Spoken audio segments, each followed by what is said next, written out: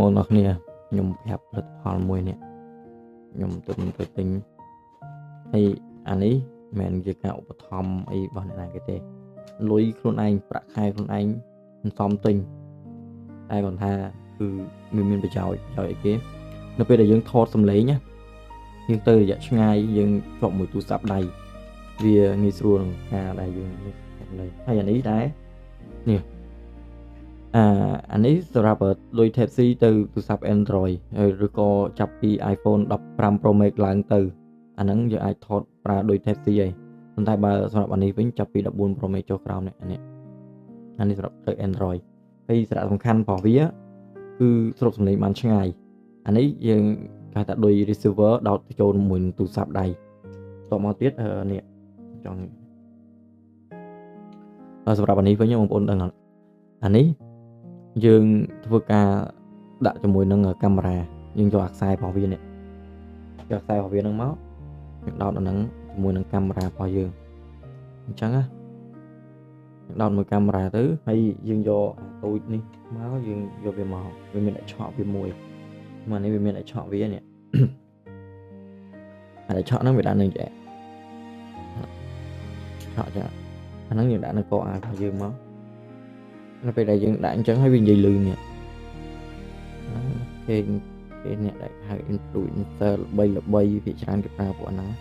ទៅសំឡេងវាគាត់អ្នកលក់លេអនឡាញអីតាមនេះអញ្ចឹងអាហ្នឹងគឺដាច់ឆក់របស់វានេះដាច់ឆក់ហ្នឹងវាដាក់បាន2ហើយយើងនិយាយគ្នា2នាក់អញ្ចឹង microphone នេះវាបាន2អញ្ចឹងណាឥ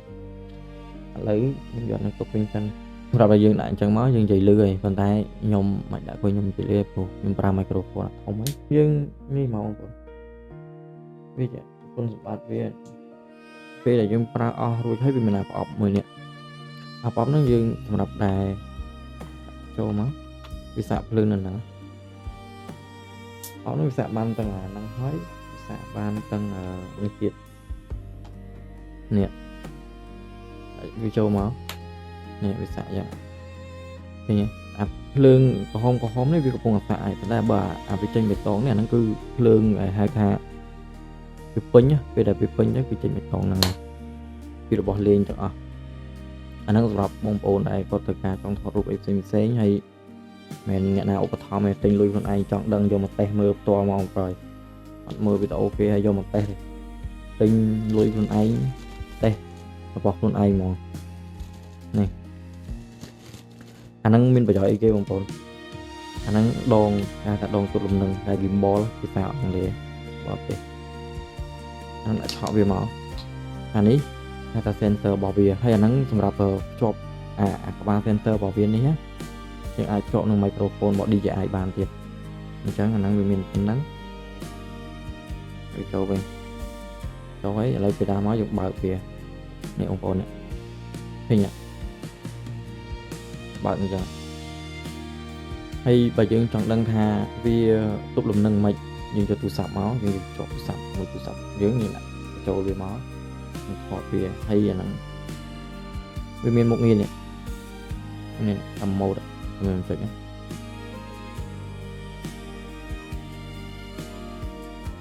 នេះឃើញអត់មុខងារឥឡូវបិទវាវិញហើយសំឡេងរបស់វានេះបងប្អូនចង់ដឹងខ្ញុំមកស្ដាប់ពេលដែលយើងចុចហ្នឹងមកវាលឺនេះ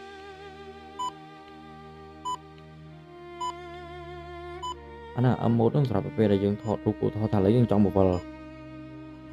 នេះវាហ្នឹងវាអញ្ចឹងហើយនិយាយរួមរបស់ទាំងអស់នេះគឺអត់មានឧបត្ថម្ភមកពីណាគេគឺទិញលុយខ្លួនឯងសិក្សាតែម្ដងដើម្បីតែចង់ដឹងពីបច្ចេកវិទ្យាក្នុងការប្រើប្រាស់ឧបករណ៍ផ្សេងអញ្ចឹងក៏មានពីរហ្នឹងអានេះយើងសម្រាប់ស្រូបសំឡេងអានេះសម្រាប់ទប់លំនឹងហើយមិនមែនអានេះសម្រាប់គេហៅថាធ្វើឲ្យរូបភាពច្បាស់ទេអានេះគឺពេលដែលវីដេអូយើងថតរត់ឬក៏យើងថតចង់បានរូបភាព smooth យើងកុំឲ្យវាញ័រគឺយើងប្រើនេះហើយអានេះវិញគឺជាឧបករណ៍សម្រាប់ស្រូបសំឡេងពេលដែលយើងដាក់អាហ្នឹងស្រូបសំឡេងទៅគឺពេលដែលយើងនៅឆ្ងាយក៏ដោយនៅជិតក៏ដោយយើងស្រូបសំឡេងចូលទៅក្នុងទូរស័ព្ទរបស់យើងដែលយើងកំពុងនិយាយអញ្ចឹងវាបានច្បាស់អាហ្នឹងពីរហ្នឹងគឺវាមុខងារផ្សេងគ្នាអញ្ចឹងទៅវីដេអូហ្នឹងគឺមានតែប៉ុណ្្នឹងឯងសម្រាប់បងប្អូនទាំងអស់គ្នាបាយបាយ